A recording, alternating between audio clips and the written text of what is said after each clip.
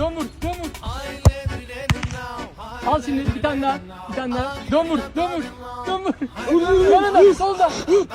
Vur. Geliyor öyle dur. Sağ. Vur.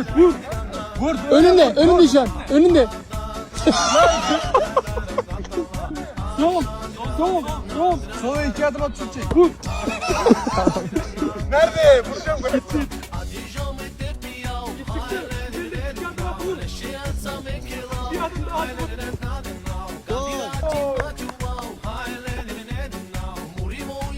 Çok güzel. Bravo be. Bravo.